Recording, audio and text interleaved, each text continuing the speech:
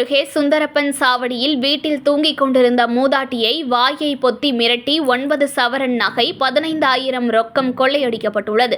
வீட்டின் கதவை உடைத்து உள்ளே புகுந்து மர்ம நபர் குறித்து பெரம்பூர் போலீசார் விசாரணை நடத்தி வருகின்றனர். மயிலாடுதுறை மாவட்டம் மயிலாடுதுறை இளந்தங்குடி அருகே உள்ள சுந்தரப்பன் சாவடி மெயின் ரோட்டில் வசித்து வருபவர் செல்லமணி. 2 மகள்கள் திருமணமாகி வெளியூரில் வசித்து வருகின்றனர். கணவர் பன்னீர்செல்வம் கடந்த சில மாதங்களுக்கு முன்பு இறந்த நிலையில் மூதாட்டி செல்லமணி மட்டும் வீட்டில் தனியாக வசித்து வருகிறார்.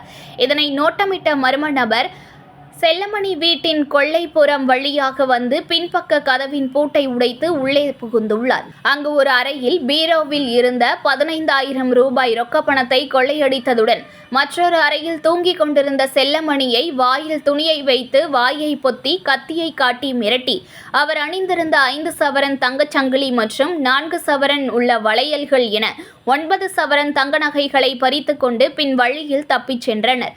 இதனையடுத்து சுதாரித்த மூதாட்டி செல்லமணி வீட்டை விட்டு வெளியே வந்து சத்தமிட்டுள்ளார். இதனையடுத்து அங்கு வந்த அக்கம் பக்கத்தினர் கொள்ளை சம்பவம் குறித்து பெரம்பூர் காவல் நிலையத்திற்கு தகவல் கொடுத்துள்ளனர்.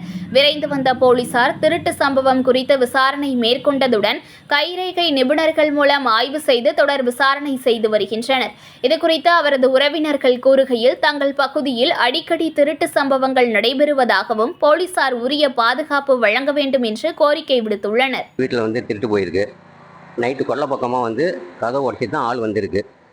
ஆள் வந்தவன் பீரோவில் உள்ள 15,000 பணத்தையும் அவங்கள படுத்த அறையில் போய் கழுத்தை வாயை பொத்திக்கிட்டு 5 பவுனு செயின், 2 பவுனு வளையல், 4 பவுன் வளையல், 9 பவுனு திருட்டு போயிட்டான். இதுக்கு தகுந்த போலீஸ் பாதுகாப்பு இங்கே கொடுக்கணும். இந்த ஏரியாவில் போலீஸ் பாதுகாப்பு கிடையாது. 3 சிட்டியில் திட்டு போகுது, சாவடியில் திட்டு போகுது, எல்லா இடத்துலையும் திட்டு போகுது.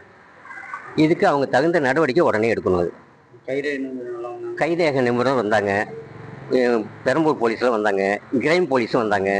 எல்லாரும் வந்து இது பண்ணிட்டு போயிருக்காங்க. இன்னும் எஃப்ஐஆர் போடல. இது வரைக்கும் இன்னும் எஃப்ஐஆர் காப்பி பதிவு பண்ணல. இதை வந்து போலீஸு உடனே நடவடிக்கை எடுத்து என்னங்கிறத எங்களுக்கு தெரியப்படுத்தணும். செய்திகளை உடனுக்குடன் தெரிந்து கொள்ள லைக் பண்ணுங்க, ஷேர் பண்ணுங்க, சப்ஸ்கிரைப் பண்ணுங்க, மறக்காம கமெண்ட் பண்ணுங்க.